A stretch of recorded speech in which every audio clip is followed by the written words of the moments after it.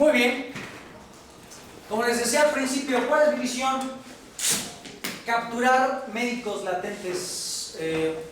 La verdad, desde hace tiempo ya no tengo tiempo de atender consultas, ya prácticamente necesito ocuparme en otras cosas, entonces tengo un montón de pacientes que van a estar buscando a alguien que le dé terapia. Voy a tener pacientes que van a estar buscando terapeuta, pero el terapeuta ya no va a estar porque va a estar haciendo otras cosas. Entonces, voy a estar viendo quién se rifa, quién realmente tiene esa hambre, ese interés de servir al prójimo a través de la terapia, y lo vamos a incluir a la escuela. Le vamos a estar pasando cartera de pacientes, vamos a estarle canalizando personas, y bueno, pues también en un futuro, si también se quiere aventar a dar los cursos de biomagnetismo, también lo vamos a capacitar, pues para que nos ayude a esta parte de la impartición, ¿correcto? ¿Hasta dónde podemos llegar realmente con esto? A donde ustedes quieran. Si ustedes quieren utilizar lo aprendido aquí, nomás para tener su doctor personal, que va a ser ustedes, está bien. Si quieren utilizarlo para su familia, ay, que porque el chamaco se enferma seguido, mi esposo le hace de pedo, pues entonces los curo a ellos, con esto se puede. Pero si quieren llevarlo a nivel profesional, también se puede, ¿correcto? Ustedes van a llegar hasta donde ustedes quieran, hasta donde ustedes tengan intención de llegar o de alcanzar. Así que vámonos ya a lo que nos truje Chencha. ¿Cómo funciona el biomagnetismo? ¿Cómo se sana con imanes? Para entender cómo funciona, tenemos que comprender cómo funciona el átomo. El átomo es la unidad constitutiva de toda la materia. Toda la materia está constituida por átomos, hasta el aire, que tiene átomos de hidrógeno, átomos de oxígeno, átomos de radón, etcétera, etcétera. Todo está compuesto por átomos. Los átomos tienen tres tipos de partículas, esto ya lo vimos en la secundaria. En el centro tenemos a los protones, que son partículas de carga positiva, y a los neutrones, que como su nombre lo indica, tienen una carga neutral, no son ni positivos ni negativos, y están en el centro. Digamos que si los átomos fueran sistemas solares, el Sol estaría compuesto de protones y de neutrones. Alrededor del Sol, suponiendo que el átomo fuera un sistema solar, tenemos a los planetas orbitando. ¿Cuáles son los planetas que orbitan en los átomos? Los electrones. Los electrones son partículas de carga negativa.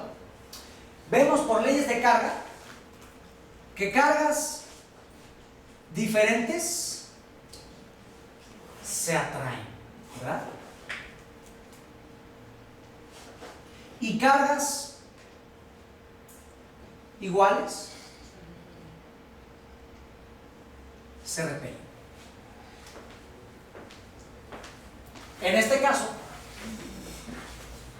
los electrones, aunque podemos verlos que orbitan o circulan, realmente no es que estén dando vueltas. Hay algo que se le llama la nube de probabilidades. Tenemos, aquí está un átomo, aquí están los electrones, perdón, aquí están los protones y los neutrones en el núcleo, y aquí está un electrón. Antes se creía que los electrones daban vuelta alrededor del núcleo, pero no es que den una vuelta, es que los electrones aparecen y desaparecen para volver a aparecer en otro punto. Y luego desaparece aquí y aparece por acá. Y luego está aquí, desaparece y aparece por acá. ¿Dónde aparecen y desaparecen? Esto es lo que le llaman la nube de probabilidades. Y es la magia del mundo cuántico, que el mundo cuántico a veces está y a veces no está. La energía que forma al universo físico aparece y desaparece todo el tiempo. Eso nos da otra pauta para saber que el mundo físico no es tan físico como creemos. Ahorita mismo nuestro cuerpo está apareciendo y desapareciendo, apareciendo y desapareciendo, apareciendo y desapareciendo. Y esa intermitencia a través del tiempo es lo que da la apariencia de ser físico. Por ejemplo, ¿qué es una película? Una película es una tira de imágenes.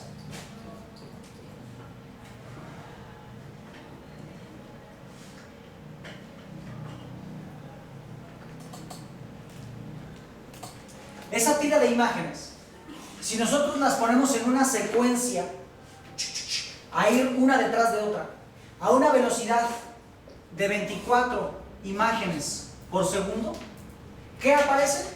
Una película. Aparece un monito caminando. ¿Habrá una persona chiquita caminando dentro de la televisión? ¿O será que hay muchas imágenes de la misma persona en diferentes posiciones que al darles una velocidad nos da la ilusión de que se está moviendo, pero el monito no se está moviendo? Lo que está moviendo son las imágenes del monito en diferentes posiciones. Nos da la ilusión de existir, pero realmente ahí no hay ningún monito moviéndose. Solo es una sucesión de imágenes una detrás de otra en cierto tiempo. El mundo físico es igual. Nos da la apariencia de ser real, pero solo es una secuencia de energía apareciendo y reapareciendo a través del tiempo. Y nos da la ilusión de ser real. Yo no los veo como que aparecen y desaparecen. Yo los veo igual a todos. Y ahí están. No los veo que aparezcan y desaparezcan. La metáfora de la película nos ayuda a entender que el mundo físico es también una ilusión. Lo único que existe en este espacio son mareas de energía vibrando y organizándose unas dentro de otras, y nos da la apariencia de tener corporeidad, de ser estructuras físicas, pero no lo son. Son energía moviéndose a través del tiempo. Estos electrones, además de que orbitan alrededor del núcleo del átomo, estos electrones están girando. Si este fuera el centro del átomo y yo fuera el electrón, además de estarme moviendo alrededor del centro, estoy girando sobre mi eje. El electrón gira sobre su eje. Así como los planetas que se mueven alrededor del Sol no nada más se trasladan, sino que rotan sobre su eje, los electrones de igual manera lo hacen. Entonces, tenemos que el electrón es una bolita de energía. El electrón es una pelotita hecha de otras pelotitas de energía que se llaman quarks. Y ese electrón está todo el tiempo girando. Y a medida de que gira, ese giro se le llama el spin del electrón. Spin en inglés es girar, literalmente.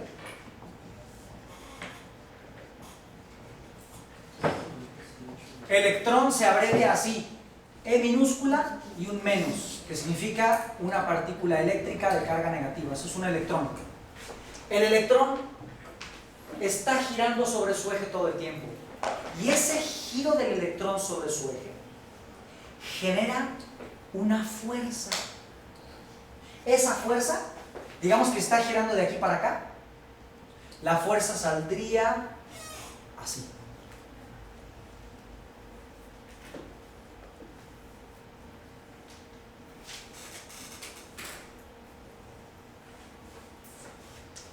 Esa fuerza que genera el electrón al girar, y se fijan, es una fuerza que se genera perpendicular al movimiento. Si yo estoy girando hacia acá, la fuerza que genera ese átomo sale de aquí. El giro es horizontal y la fuerza sale vertical. Es decir, el magnetismo es una fuerza perpendicular al giro del electrón. ¿Me estoy dando a explicar hasta aquí? Entonces, esa fuerza que genera el electrón al girar, imagínense que aquí me están saliendo unos pelos hacia arriba, esa fuerza se le llama magnetismo. ¿Qué es el magnetismo? Es la fuerza que generan los electrones al girar sobre sí mismos. Todo lo que tenga átomos tiene electrones. Todos los electrones giran. Por lo tanto, todos los electrones tienen campos magnéticos. Por lo tanto, todo lo que existe que tenga átomos tiene un campo magnético. ¿Cuál sería el campo magnético? Todas esas líneas de fuerza que surgen del átomo. El campo magnético, esa fuerza se le llama magnetismo. El campo magnético serían todas estas líneas. Ese es su campo magnético. Entonces el magnetismo es una fuerza o una propiedad de prácticamente toda la materia. Toda la materia tiene un campo magnético. Ahora, ¿qué es un imán? Un imán es un objeto en donde todos los electrones de sus átomos están ordenaditos y todos están girando para el mismo lado, como así como una formación militar, todos formados, todos girando. ¿Qué pasa? Muchos campos magnéticos alineados hacen que ese objeto tenga un campo unificado.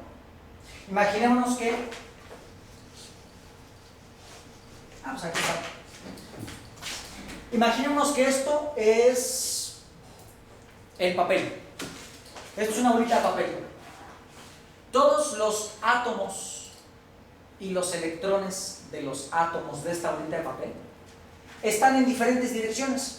Como sus electrones, uno gira para acá y otro para acá y otro para acá, así que sus electrones están viscos. Por lo tanto, tiene muchísimos campitos magnéticos individuales. La unión hace la fuerza. Si yo alineara el giro de todos los electrones de este material, se vería así. Y como la unión hace la fuerza, todos esos campos magnéticos que van hacia el mismo lado se unifican y este material se convertiría en un imán. ¿Correcto? Un imán es aquel objeto donde sus electrones giran hacia el mismo lado y por lo tanto se unifica su campo magnético. ¿Dudas hasta aquí? Es la base de la resonancia magnética en radiología por medio de antenas y los imanes. Ok, perfecto. ¿Tú eres radióloga también como Sí, Isa? como Isa. Ok. Alice, una gran amiga, es médico radiólogo. Un técnico radiólogo. Técnico radiólogo. Muy bien, tenemos diferentes tipos de magnetismo. El magnetismo, que es diamagnético. ¿Qué es el diamagnetismo?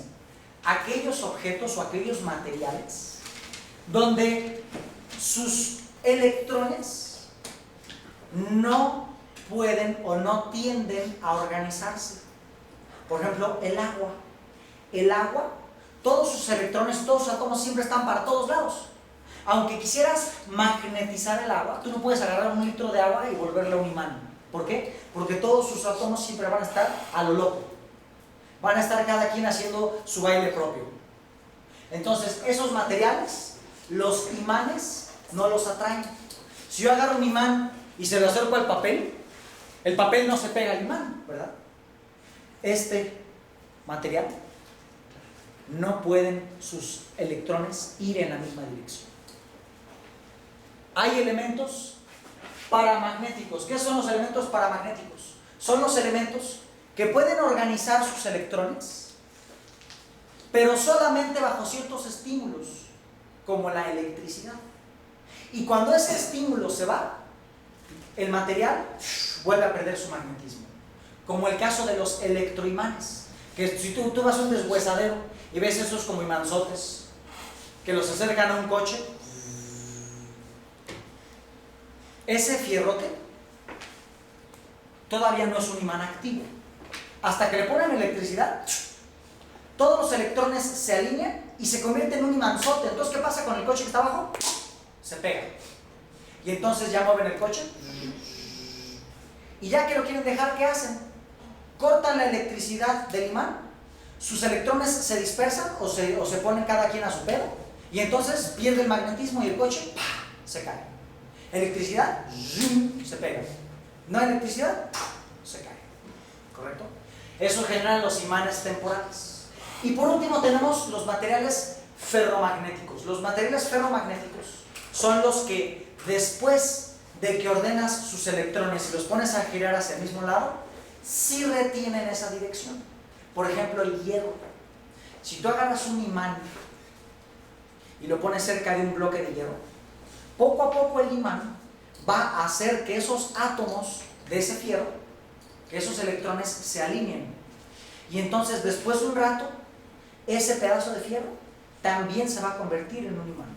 Aunque tú ya quites el imán original, este ya te quedó como imán. ¿Por qué? Porque alineaste sus electrones. Y esos son los materiales ferromagnéticos. Eso pasa, por ejemplo, cuando dejas un imán cerca de un desarmador o cerca de unas tijeras. Las tijeras o el desarmador, sus electrones se van a alinear.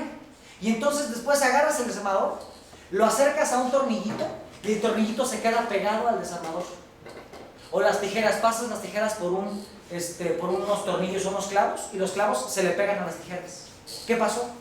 Ordenaste los electrones de las tijeras y esas tijeras se volvieron un imán. ¿Correcto? Como las puertas de los elevadores, ¿no? Como las puertas de los elevadores. Pasas y ya. Ok. O las puertas automáticas. Ok, ahí, bueno, la analogía es buena, nada más que es un proceso distinto, que ahí aplican sensores de movimiento y rayos láser que si se cortan se activan unos No mecanismos. por las frecuencias, ¿no? No es que no. La analogía funciona. ¿Habría una pregunta por aquí? Sí, pero ¿qué no las tijeras, por ejemplo? Si no lo terminas de magnetizar completamente, lo va perdiendo, ¿no? Poco a poco. Buena pregunta.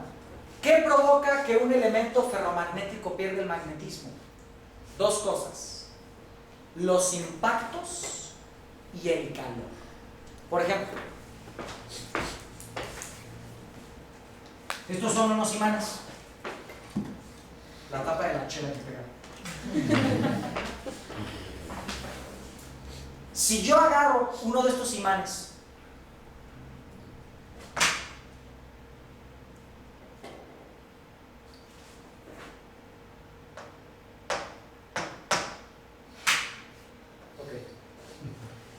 uno de estos imanes y lo destruye contra el suelo, el impacto va a hacer que sus electrones, en vez de estar alineados, el golpe los desordena.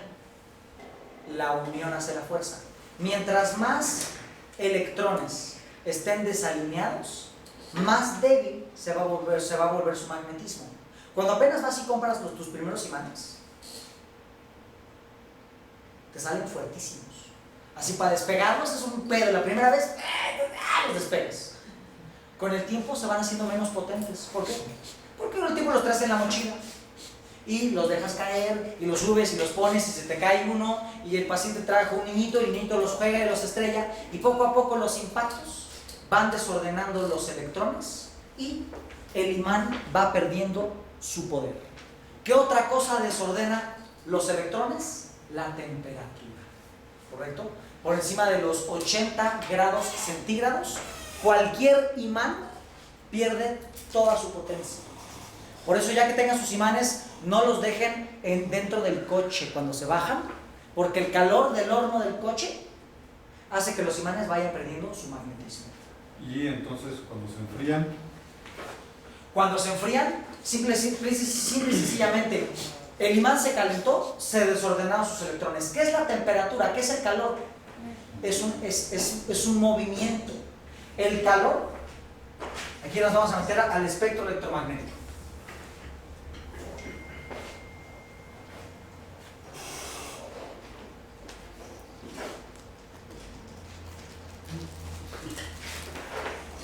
La luz o los fotones son las partículas que transportan la luz. Por ejemplo, ahorita el cañón está enviando miles de millones de partículas de luz, de fotones, que chocan contra la pantalla y nos dan la apariencia de ver una imagen. Pero esto realmente solamente son fotones chocando. Esos fotones pueden vibrar a distintas frecuencias. Esto se le llama el espectro electromagnético. Fotones que vibran muy grandote se les llaman ondas de radio. Una onda de radio es una antena de una radiodifusora que está enviando energía o fotones que vibran del tamaño de montañas, del tamaño de edificios. Es una vibración muy amplia, ¿correcto? Poco a poco ese tamaño de onda se va haciendo más chiquito. Chiquito. Acá están las ondas de los teléfonos, de las computadoras, etcétera, que también son fotones. Por acá hay otras frecuencias que se llaman frecuencias infrarrojas. Las frecuencias infrarrojas es el calor. Cuando tú sientes calor, es que hay un fotón vibrando a esta frecuencia, entrando en contacto con tu piel. Por eso sientes calor. Es una radiación. Es un fotón vibrando a un cierto tamaño. Después del infrarrojo, llega una pequeña bandita que se llaman los 7 colores visibles, que son los colores de los chakras: rojo, naranja, amarillo, verde, azul o aqua, índigo y violeta o morado. Esos 7 colores son fotones vibrando a una cierta frecuencia, en una onda de un cierto tamaño. Los colores no existen. Los colores es una decodificación que hace el cerebro de un fotón vibrando a una cierta frecuencia. Por ejemplo, la blusa verde de Mariana no es una blusa verde, es una blusa que está vibrando a una frecuencia que mi cerebro traduce como verde. Cuando yo estoy viendo el arco iris, esta bandera, ¿qué es el arco iris? Precisamente son muchos fotones refractándose y entonces vemos todo el espectro de luz visible. Pero no es que nada más sean esos 7 colores. Si tuviéramos unos ojos especiales, veríamos que antes del rojo, ¿cuál está? El infrarrojo, infra por debajo de, y veríamos un arcoíris más gordote, con otros colores, otras frecuencias que no conocemos. Después del violeta, ¿cuál está? El ultravioleta, infrarrojo por debajo del rojo, ultravioleta por encima del violeta. La radiación ultravioleta y todas las demás radiaciones se llaman radiaciones ionizantes. ¿Qué significa eso? Que están vibrando en una frecuencia tan chiquita. Son fotones que están vibrando en un tamaño tan pequeño que esos fotones contienen mucha energía. pueden desprender los electrones fácilmente, ¿no?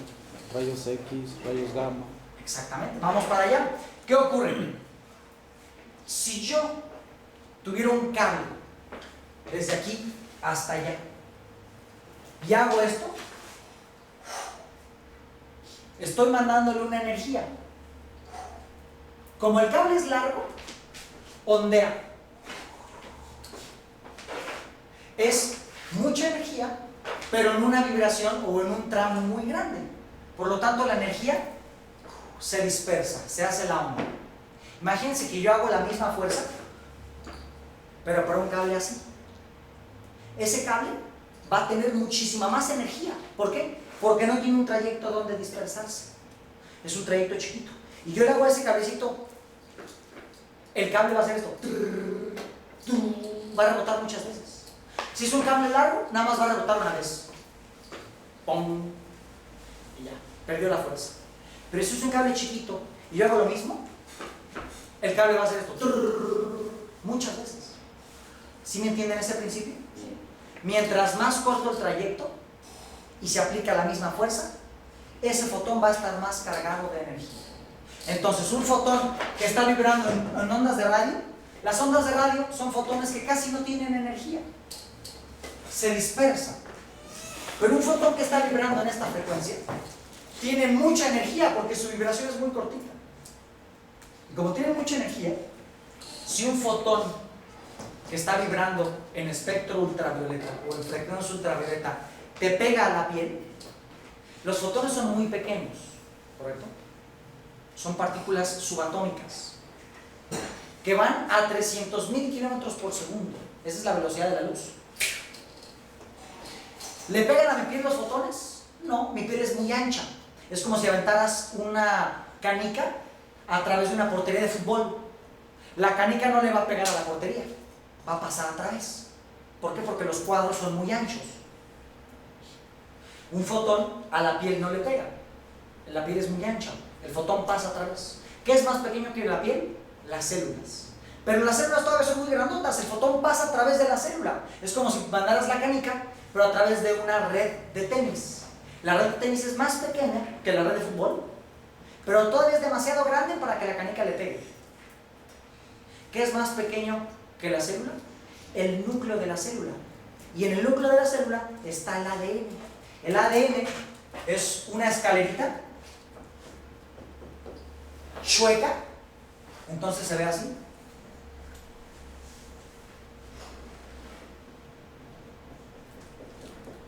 Y esa escalerita chueca está enrollada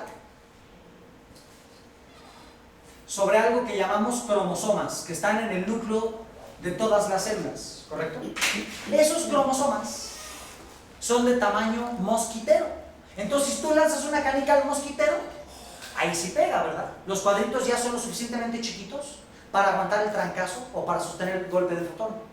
Y como el fotón va cargado de una gran energía, el fotón va a agarrar y va a romper pedacitos de ese ADN. El fotón va a ser como una bala que rompe las cadenas de ADN, y una célula que tiene su programación, porque el ADN es como la tabla de programas de las células. Una célula cuya programación se rompe es una célula que se vuelve mutágena, muta, se va a volver cancerosa. Por eso estar mucho tiempo bajo el sol sin un bloqueador te puede generar cáncer de piel. Los fotones llegan vibrando a radiación ultravioleta, descomponen tu ADN y te comienzan a salir tumorcitos en toda la piel. Y eso se llama cáncer de piel. Todas las radiaciones más pequeñas, después de la radiación ultravioleta, sigue la radiación gamma. Y después de la radiación gamma siguen los rayos cósmicos. Estas radiaciones son despedidas por el Sol, por otras estrellas, etcétera, etcétera. Los rayos X, antes de los rayos gamma están los rayos X, perdón. Los rayos X, ¿qué ocurre? ¿Por qué los utilizamos para hacer radiografías? Los rayos X son lo suficientemente pequeños para pasar a través de la piel, pero los huesos que están muy densos, los huesos tienen muchas células ahí aperladas, muchos minerales ahí cristalizados. El hueso es un mineral cristalizado. No dejan pasar los fotones que vibran en rayos X. Entonces, ¿qué pasa? Rebotan. Y cuando sale la radiografía, ¿qué es lo que se ve? Los huesos. Porque ahí chocaron esos fotones. ¿Correcto? Después siguen los rayos gamma. Si te disparan un rayo láser que vibra en rayo gamma, te cortan el brazo.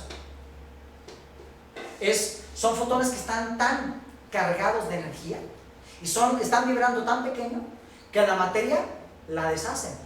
De hecho, utilizan algo que se llama cuchillo gamma para destruir tumores en el cerebro. Los queman. Después vienen los rayos cósmicos. Y la única interacción que sabemos que ocurre con un ser humano cuando le pegan los rayos cósmicos son los Cuatro Fantásticos. A los Cuatro Fantásticos les pegaron los rayos cósmicos y desarrollaron superpoderes. Es lo único que sabemos de qué pasa con alguien cuando le pegan los rayos cósmicos, ¿correcto? Ahora, ¿qué chingos voy con esto? ¿Quién me preguntó algo? ¿Alguien me había preguntado algo? Se dispersaba Se le iba Por el, imanes, el hoy calor. por el frío, ¿cómo es que El frío, ya me acordé, el frío. Ok, ¿qué ocurre con el frío? El frío, así como la maldad, así como la oscuridad, el frío no existe. la vibración? La temperatura, ¿qué es? La temperatura es movimiento. Cuando un elemento se está moviendo muy rápido, genera radiación infrarroja. ¿Qué es lo que hace el microondas? ¿Por qué el microondas calienta los alimentos? Porque el microondas, a través de un magnetrón, hace que la comida vibre. Y la comida vibra tanto que se calienta. Por eso metes algo al micro y se calienta. Por eso no hay que utilizar el microondas, pero ni de buró si quieres. Pero ¿qué pasa cuando tú metes comida al microondas? Toda nuestra comida, que es vegetal o animal, contiene células que contienen ADN. Tú las metes a vibrar y todo el ADN de esa comida se desordena. Y cuando tú te comes esa comida, tu cuerpo no la reconoce como alimento, la reconoce como una toxina. Entonces todo ese alimento es tóxico. El agua. Hicieron un experimento donde tienen dos plantitas iguales y a una la alimentan con agua natural y otra con agua que previamente fue calentada en microondas. La calentaron en el micro, la dejaron enfriar y se le echan a otra plantita. Después de una semana, la plantita con agua natural sigue y la plantita con agua de micro está totalmente muerta. Estamos comiendo alimentos irradiados. No coman comida de microondas. ¿Quieren envenenar a sus hijos? Caliéntenle la lechita de vaca, que no es para el ser humano, ya después veremos qué tan horrenda es la leche de vaca. Caliéntenle leche de vaca en el micro. Veneno, venenizado. Y órale, a la manera y al hocico. Ay, yo quiero mucho a mi niño, lo alimento de bien. Puro veneno le estamos dando. ¿Ok? Entonces no utilicen el microondas. No es apto para la salud humana. ¿Ok? ¿Qué es la temperatura? Movimiento. Algo que está muy frío es un elemento o un átomo que casi no se está moviendo. El cero absoluto, que es menos 273 grados centígrados, es la ausencia total de movimiento. El ser humano no ha llegado a ver algo en cero absoluto, es teórico. Nos hemos acercado hasta el menos 269, con unos pinches gases y no sé qué, la chingada. ¿Qué hicimos? Hicimos que una materia se detuviera. ¿Qué significa que algo esté congelado? Que algo no se mueva. A juego de los congelados, ¿se acuerdan? ¡Ay, congelado! No te mueves. Algo que está muy frío es algo que no se está moviendo. Entonces, el frío no existe. Existe la ausencia de movimiento o la ausencia de temperatura. La oscuridad no existe. Existe la ausencia de luz. La maldad no existe. Existe la ausencia de bondad. Vámonos a tu pregunta.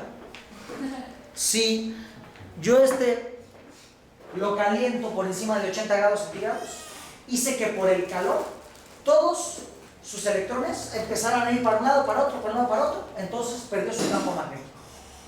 Y si yo lo vuelvo a enfriar, sus electrones van a cambiar de temperatura, pero siguen en el mismo ciclo que se quedaron después de haberlo calentado. Entonces el frío, aunque si lo calientes y haces que sus electrones se pongan cada quien por su lado, aunque lo enfríes después, esos electrones siguen cada quien en la chocha. Entonces después de haber calentado un imán y ya aquí se le perdió su magnetismo, ya no se puede recuperar, a menos de que traigas otro imán muchísimo más potente, lo acerques a y ese imán potente alinee los electrones de y vuelve a ser un imán. ¿Correcto? ¿Pregunta respondida? Muy bien. Después vamos a regresar al espectro electromagnético. Los imanes tienen algo que se llaman líneas de flujo. Estas líneas de flujo es la energía magnética viajando a través del espacio. Este es un imán al cual les polvorearon polvo de hierro. El hierro es ferromagnético, de hecho el ferromagnetismo viene de ferrum, que es hierro. Si tú espolvoreas polvo de fierro, agarras una varilla de esas que utilizas para la construcción y la raspas y le pones todo ese polvo cerca de un imán, el polvito va a revelar cómo son las líneas de flujo. Volvemos a decir, aunque haya cosas que no ves, ahí están, existen, aunque sean invisibles al ojo humano. Nosotros no estamos viendo el campo magnético de este imán, pero ahí está. Y lo podemos sentir por sus efectos. Aunque no los veamos, el campo magnético ahí está, ¿correcto? Y se puede revelar con hierro. Estas líneas de flujo nos indican qué tan potente es el imán y en qué punto. Donde las líneas de flujo están más atiborradas, el imán es más fuerte. Donde las líneas de flujo están más dispersas, el imán es más débil. Por eso el campo magnético es más fuerte en el imán pegado al imán. Mientras más está alejado, más débil es su campo magnético, ¿correcto? Entonces lo más fuerte de un imán es pegadito. Mientras más alejas el campo, es cada vez más débil. Esas líneas de flujo nunca se cruzan unas con otras. Y de hecho nosotros podemos definir la fuerza de un imán contando sus líneas de flujo, ¿correcto? Se le llama el flujo magnético. La unidad para medir fuerzas de campo magnético, es decir, para medir qué tantas líneas de flujo hay en un pedazo del espacio, hay dos: el Tesla y el Gauss. Un Tesla es igual a 10.000 Gauss. ¿Qué es un Gaussaje o qué es un Tesla? Aquí tenemos un imán.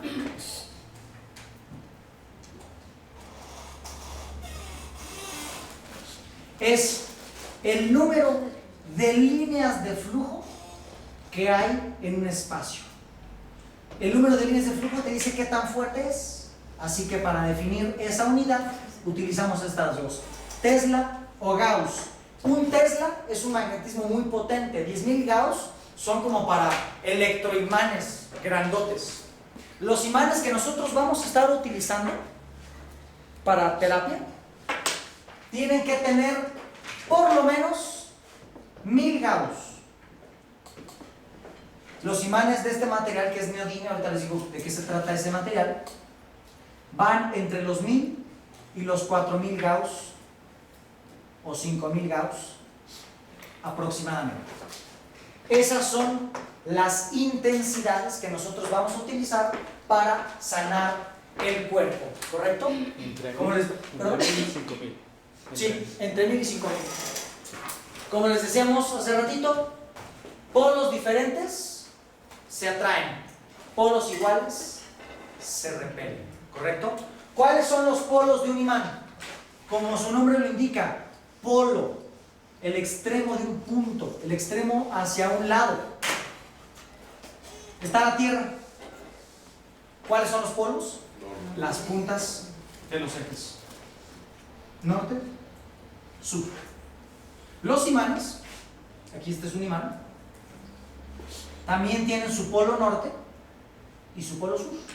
Les podemos llamar polo norte, polo sur, o este es polo norte o polo negativo, y se representa con el color negro.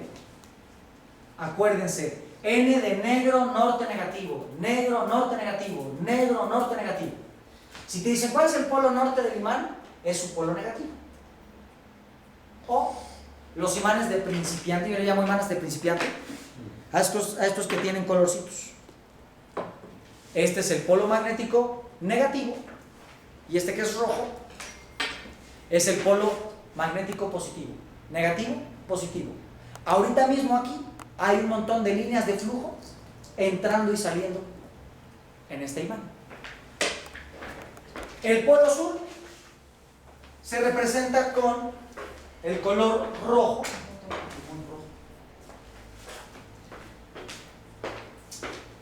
Imagínense que este es rojo. Sí tenía rojo, ya no sé dónde está.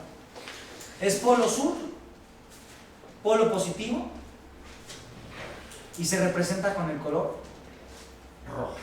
¿Correcto? Estas son las polaridades de los imanes. Si un imán tú lo rompes por la mitad, la mente consciente diría, pues de un lado tienes el polo positivo y de otro lado tienes el polo negativo. Así funcionaría la lógica. Pero ocurre algo muy peculiar con los imanes.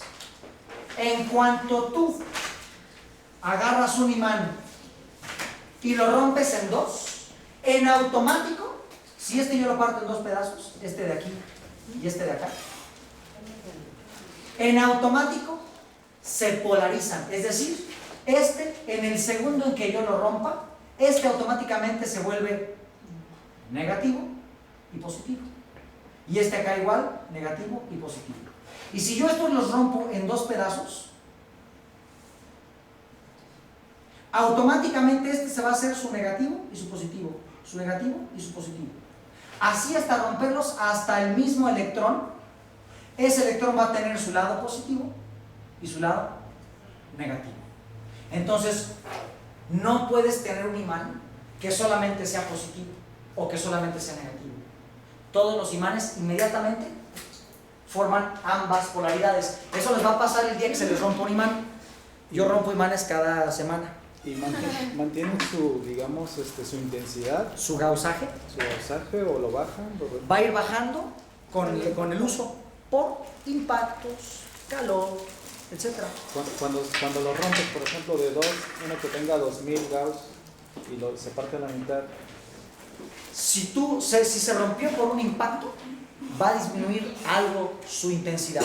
¿Y qué va a pasar? Por ejemplo, este era un imán. Este era un solo imán. Se me cae, y en el momento que se cae, se rompe, y en ese momento se voltea. Porque cuando se rompió, ya agarró su lado negativo, su lado positivo, y polos negativos y positivos se atraen. Entonces, si un imán se te cae, ¡pum!, se va a romper, y se va a unir al revés. Eso lo van a ir viendo, ¡pum!, se rompe, se voltea. ¿Por qué? Porque automáticamente cambia y manifiestan de nuevo sus polaridades. El campo magnético de la Tierra, así es, tiene su polo positivo y su polo negativo, ¿correcto? Bolitas 1, bolitas 2, bolitas 3, bolitas 4, a todo el que se deje, bolitas 5, bolitas 6, bolitas 7, ¿saben la comí? Bolitas 8, bolitas 9, bolitas 9 y un cuarto, bolitas 9 y 2 cuartos, bolitas 9 y 3 cuartos, ya casi 10, todavía no es 10, 10, y una más. Aquí se nota el cariño que le tiene al profesor. Muy bien. Recojan municiones, no vaya a ser que se desate la guerra de repente.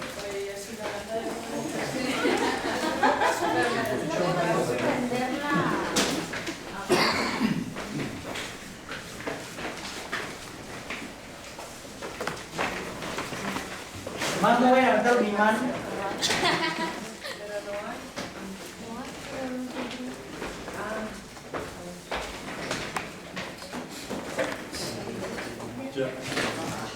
El magnetismo siempre se ha relacionado con la vida, ¿correcto?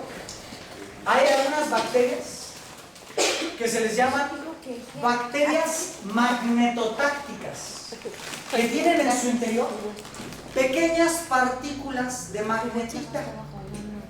Esas partículas de magnetita le sirven de brújula a las bacterias. Bacterias que saben perfectamente para dónde es el norte, para dónde es el sur. ¿Para qué? Para saber cómo moverse y hacia dónde moverse. ¿Qué es una brújula? Una brújula, que la inventaron creo que los chinos,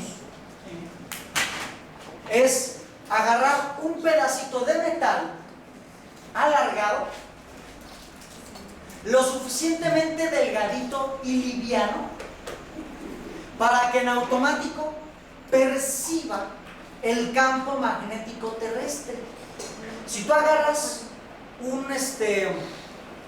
si agarras una agujita y esa agujita liviana de hierro la pones en un corcho, digamos que aquí está el corcho, aquí pones la agujita y ese corcho lo suspendes en agua, automáticamente esa agujita, como es tan delgadita y liviana, se va a alinear con el campo magnético terrestre. Y entonces esa agujita te va a decir para dónde está el norte y para dónde está el sur. Ese mismo mecanismo lo tienen ciertas bacterias, las bacterias magnetotácticas. Ese mismo mecanismo lo tienen las aves y los cetáceos y los alces para migrar. Esas partículas de magnetita, la mayoría de los animales las tienen en la glándula pineal, la epífisis. Ahí están unos pedacitos de magnetita y ellos ya tienen su brújula interna. El magnetismo siempre tiene que ver con la vida en el planeta. Los ciclos del agua, los ciclos de vida de la Tierra están regidos por el magnetismo. Así de importante es el magnetismo. El ser humano tiene un campo magnético de unos 3 o 4 metros en una persona adulta que surge del latir del corazón. Cada vez que el corazón late, pum, pum, pum, se genera un campo magnético de unos 3 metros. ¿Correcto? Este campo magnético refleja nuestras emociones. Cada vez que tú tienes una emoción, cambia el patrón de movimiento del corazón. Estoy relajado, estoy eufórico, estoy enojado, estoy triste. Cada patrón de movimiento diferente del corazón genera una alteración del campo magnético. Y nosotros, en la glándula pineal, si nosotros agarramos un cerebro y nos vamos al sistema límbico, al final del sistema límbico hay una glándula que se llama epífisis. En esa epífisis o glándula pineal vamos a encontrar un mineral que se llama apatita y otro mineral que se llama calcita. La apatita es un mineral que tiene muchos electrones y que por lo tanto rebota las frecuencias electromagnéticas.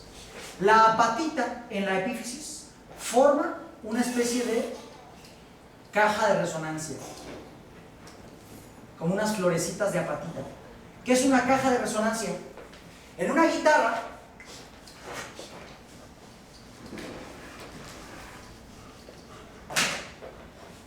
¿qué es una guitarra? Es un palo con cuerdas. ¿Correcto?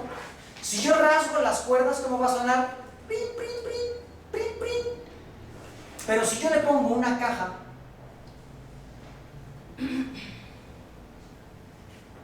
con un hoyo en medio y permito que el aire que vibra de las cuerdas, prin, prin, prin, prin, prin, prin, esas ondas sonoras se metan por el agujerito y reboten muchas veces en esa caja de resonancia, ¿cómo va a sonar?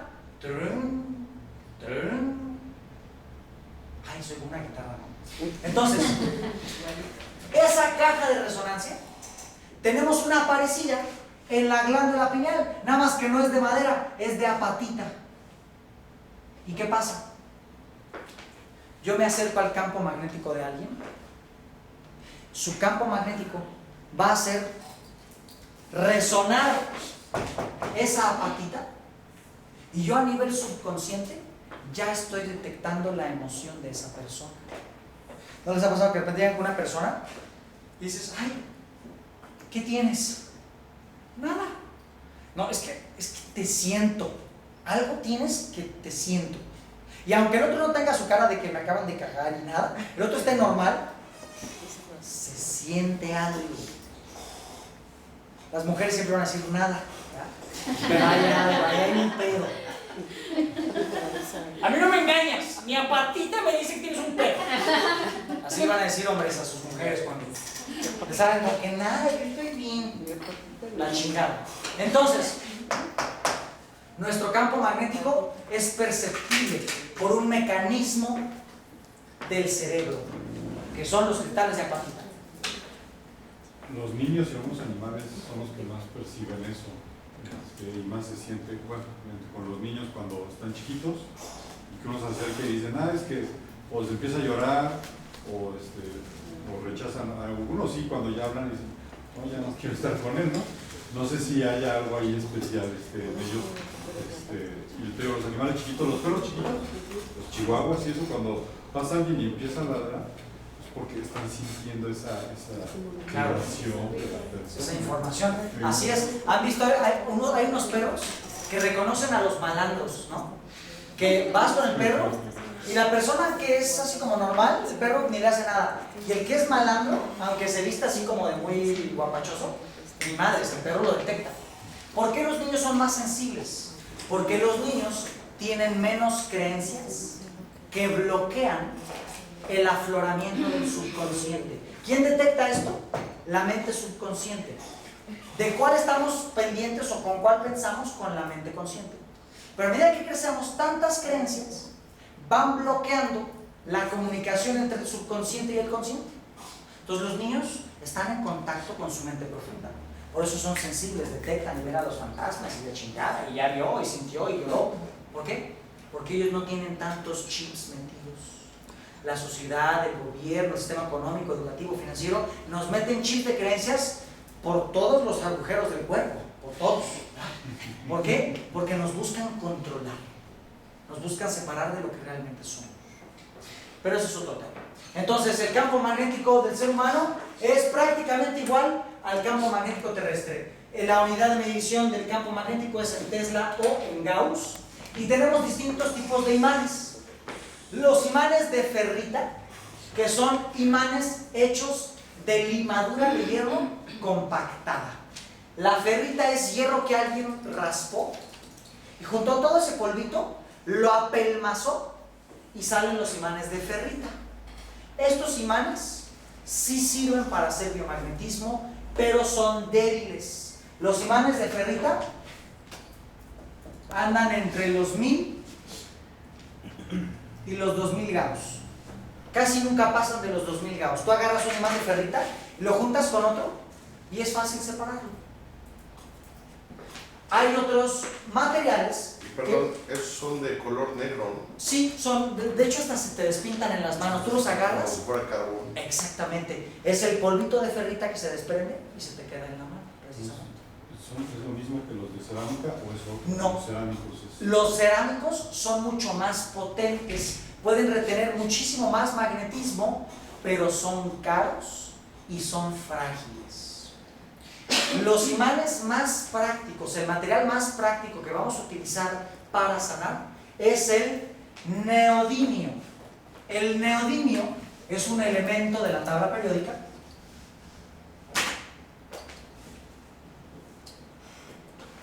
y esos imanes de neodimio les meten bromo y un poquito de níquel. El níquel es la cobertura esta plateada que ven encimita. Esto es la cobertura de níquel. Pero por dentro, vamos a poner uno roto. Por dentro es un material opaco. Es un material como grisáceo. Eso es el neodimio. Y eso es lo que puede sostener muchísimo más magnetismo que la ferrita. ¿Correcto? Estos imanes de neodimio necesitamos que sean mínimo de 1 centímetro de diámetro. Imanes de menos tamaño no pueden sostener más de 1000 Gauss. Y para generar un efecto biomagnético efectivo, necesitamos aplicar más de 1000 Gauss. Entonces, un imán chiquitito no te sirve para hacer par biomagnético, porque no tiene mucha fuerza. Esos imanes chiquitos se utilizan para magnetoterapia. Ya veremos cómo funciona y cómo se aplica. Pero para hacer par biomagnético, o lo que le llaman biomagnetismo médico, necesitamos que tengan mínimo 1 centímetro de diámetro. ¿Por qué yo tengo imanes más chiquitos o imanes? No quieres, bueno, acá está. ¿Por qué hay imanes más chiquitos y imanes más grandotes? ¿Cuál es la diferencia? La diferencia no es tanto la fuerza. Yo creo que tiene prácticamente la misma fuerza que el grandote. Tal vez tenga un poquito más, porque como tiene más tamaño, puede sostener más magnetismo. Pero tienen prácticamente la misma fuerza. ¿Por qué quiero de diferentes tamaños?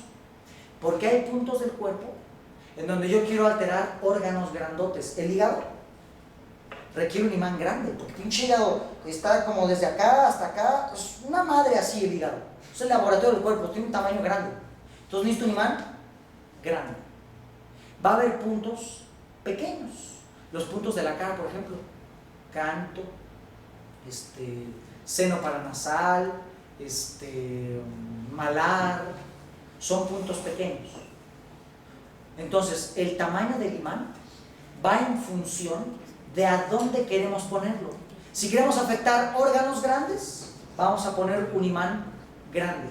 Si queremos afectar puntos muy específicos, utilizamos imanes pequeños, ¿correcto?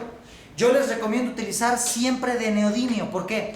Porque la ferrita rápidamente pierde el magnetismo, se te despinta en las manos, es menos potente, etcétera, etcétera. Para los, ya lo veremos esto más adelante, pero para los imanes que van en la cabeza, a veces el magnetismo es muy fuerte del neodimio, por lo tanto, se dejan menos tiempo. ¿Por qué?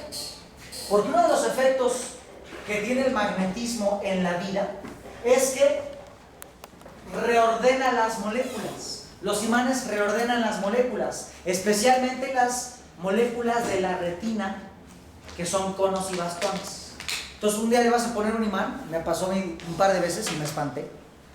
Le saliera a un paciente el par ojo-ojo, y literalmente pones un par en un ojo y otro par en otro ojo. Ya, los puse, ¿no? Normalmente los dejas entre 10 y 20 minutos los imanes. Ya me puse los imanes y me distraje en el rastreo, y se me quedaron los imanes 20 minutos en los ojos. De repente se los quito. ¡No veo! ¡Ya me jodiste! Yo me caí, yo estaba ni terminaba de terminar el pinche diplomado. Ya le di en la torre, ya lo dejé ciego. ¿A dónde me voy a escapar? Ya me voy. No, se reordenaron los conos y los bastones. Entonces, durante unos momentos, entre media hora y una hora, el cuate veía todo borroso, ¿no? No, ¿y ahora qué voy a hacer? Yo acá bien profesional, ¿no? Ah, mira, es normal, por dentro no mames. Yo decía, no, es normal, vamos a darle tiempo. Voy a atender a otro paciente, siéntate aquí afuera, entonces yo atendí la casa de mi mamá en México. Siéntate aquí en el comedor, tómate un vasito con agua, cómete unas palomitas. Voy a atender a otro paciente y tú vas a estar saliendo a checar. Pero es normal, ¿no? Yo acá tenía los huevos en la garganta, ¿no? Ya agarra, termino su consulta, lo siento en el comedor, entra la otra persona. Yo acá, mientras escuchaba a la otra persona, no podía acá de ya lo chingué. ¿Qué voy a hacer? ¿No? Total, termino la entrevista clínica con la persona, le digo, dame un momentito, voy a revisar a mi paciente anterior. Salgo, a mí me pasaron como 20 minutos y ya, bate. ¿Cómo ves? Ah, no, ya regresó a la normalidad. Ya ves, por eso te digo. Llegué el siguiente módulo a clase. Maestro, ¿qué pedo? Le jodí la vista, güey, se fue. Me hice pendejo, pero todos. Me dice, no te preocupes.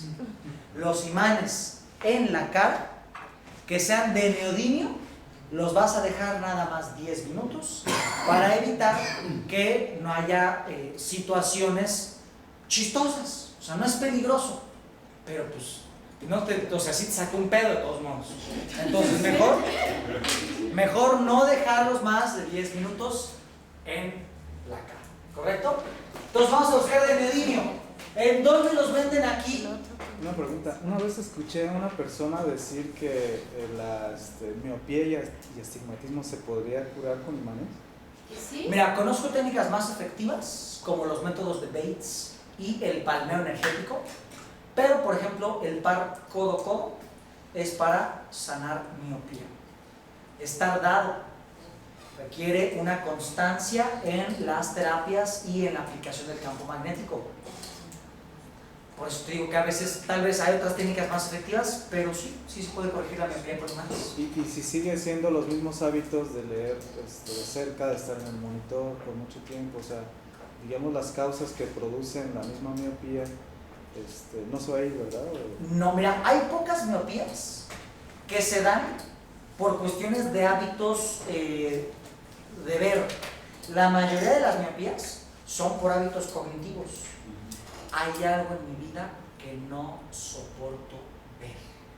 Y ahí comienza a fregarse el sistema ocular, desde la convección de los lentes hasta la información de la retina que pasa por el nervio y se procesa en el occipital, etcétera, etcétera. Todo eso se va atrofiando, sobre todo por creencias. Con los imanes vamos a corregir miopía, pero como ya veremos más adelante, hay que integrar, hay que buscar ¿dónde está el programa en el subconsciente que está generando esa miopía en primer lugar? ¿Para qué? Para que la recuperación sea más rápida, para que la persona deje antes los anteojos, darle unos ejercicios que muy pocos pacientes siguen, porque ya sabemos cómo es la gente, ¿no? Ya sabemos cómo somos nosotros. Los primeros 2 días, sí, emocionado, y se toman lo que les mandas que se tomen, y las vitaminas, y la chingada, y a los 3 días ya les valió madres. Y regresan a la semana siguiente, pues es que no sé, a ver, compone, me vale madres mi salud, porque saliendo me va a valer un carajo lo que tenga que hacerme, pero pues como creo que tú eres mago, pues tú conforme todo lo que yo me desafíe. Ese es el patrón común de la gente. La gente que les pone ejercicios para que recuperen la visión, no los hacen por pinche desidia. Y eso va a ocurrir, pero sí corrigen, sí ayudan a corregir. Una persona que se hizo un láser por catarata y se le pone imanes, ¿hay alguna contraindicación o contrapone o desalinea algo? En los primeros 2 meses después de su operación láser, no aplicar imanes en ojos, por lo que sea. Después de esos 2 meses de recuperación, ya puedes aplicar imanes, no pasa nada. Pero en la cuestión de cataratas, quitan el cristalino, digamos, dañado y ponen uno, otro cristalino sintético. Ahí hay como una discontinuidad del organismo, ¿no? Sí, realmente ya no son tus propias células funcionando. Ahí lo que corrigieron fue literalmente la partecita del ojo que hace los zooms, ¿no? Entonces, es que ahí nos tenemos que meter a la anatomía del ojo. El ojo tiene varias partes, ¿no? La pupila es por donde entra la luz. El iris, además de que es el reflejo de todo el cuerpo, ahí detrás de él están los musculitos que modulan la contracción o la dilatación de la pupila. Acá tenemos la retina, acá está la gomita esta que es el cristalino, aquí está ¿cómo se llama? La córnea. Todo esto es el humor vítreo, aquí está el nervio óptico. Entonces, ¿cómo funciona el ojo? El ojo no ve. El ojo solamente capta frecuencias. El objetivo del ojo es captar frecuencias. La materia es invisible. Esta materia es invisible. ¿Cómo se puede ver? La única manera de ver la materia es ver los fotones que chocan contra la materia. Tú no ves la materia, tú ves la luz que rebota en la materia. Por eso la luz la ves en colores, porque no son los colores de la materia en sí misma, es la vibración del fotón que rebotó en esa materia. Eso es lo que tú ves como color. Entonces, ¿de qué se encargan los ojos? De recibir esas frecuencias, esos fotones en distintas frecuencias. Esas frecuencias pasan a través del ojo, se modula a través del cristalino y de la dilatación de la pupila. ¿Qué tanto se traducen o de qué manera se traducen esas frecuencias? Se pasa la información a la retina y de la retina pasa la información ya a todo el cerebro, que es en el lóbulo occipital, acá, donde procesamos esa información. Los nervios de los ojos se cruzan a la mitad en una zona que se llama el quiasma y llegan al lóbulo occipital. Aquí el lóbulo occipital te va a decir si lo que ves está lejos, está cerca, es grande, es feo, es bonito, etcétera, etcétera, etcétera. ¿Okay? Estamos acostumbrados en la medicina tradicional, en la oftalmología convencional, a entender el ojo por sus problemas de sus elementos, que si el cristalino, que si la córnea, que si el lente, que si etcétera, etcétera. Entonces la persona tiene miopía, hipermetropía o astigmatismo dependiendo del desequilibrio de algunos de esos elementos. Pero el ojo no es el que ve. El que ve son los lóbulos, es el lóbulo occipital. Si nosotros nos enfocamos en mejorar la información que pasa por aquí y en mejorar la transmisión de esa información acá y el proceso de esta información acá, no importa que este ojo siga teniendo un problema aquí o siga teniendo un problema aquí o un problema acá, la persona va a ver perfectamente bien. El palmeo energético, que es, después vamos a ver a fondo el palmeo energético, pero es un palmeo que se hace y se hace una visualización para mejorar los ojos. Esa persona que antes no veía de lejos, ahora ya ve de lejos. Pero va a ir al doctor y si le hacen un examen en donde se vea la convección de los lentes o los problemas de algunos otros elementos, el doctor va a decir, oye, tu ojo todavía tiene miopía. Ahí en tu ojo se ve que la miopía está, porque está el desequilibrio fisiológico. Pero la persona ya ve de lejos. ¿Por qué? Porque mejoramos la transmisión, la captación, la transmisión y el proceso de la información visual. En este caso, ¿no tendría que ver con el tamaño del ojo, que sea más grande, más pequeño, por la refracción de luz que entra y percibimos? No, porque al fin de cuentas el que procesa eso es el cerebro. Por eso, pero mi pregunta es si, o sea, esos fenómenos son por el tamaño del ojo, ¿no? Más Sí, grande por la convección y el ángulo en donde entra la luz. Con imanes o con las otras técnicas que vamos a ver más adelante, nosotros no vamos a modificar el ojo. Tal vez si hay un virus, por ejemplo el virus ORL, muchas veces ataca el ojo. Si hay un cuadro de acidez, de alcalinidad, si hay un virus, sí vamos a quitar el patógeno. Pero con los imanes al ojo no le vamos a hacer nada. No vamos ni a cambiar la convección, ni a modificar el tamaño, ni nada. Lo que vamos a hacer es mejorar este sistema. La captación, la transmisión y el proceso de esta información de acá. Con los imanes vamos a permitirle a la persona que vea bien. No le vamos a arreglar los desperfectos que la ciencia cree que originan la pérdida de la visión. Esos se van a quedar igual. Pero el objetivo, que es que la persona vea, ese sí se cumple. Más o menos contesto tu pregunta. Más adelante vamos a entrar ya de lleno en eso. Muy bien. ¿Cómo funciona la magnetoterapia? ¿No sabes a decir cuánto cuestan o dónde lo Ay, sí es cierto. En la mayoría de los cursos de biomagnetismo les encanta sacarle lana a la gente vendiéndoles los imanes. Los compran a un precio, los forra el que los compra y luego se los vende a la gente. Y ay, no, estos imanes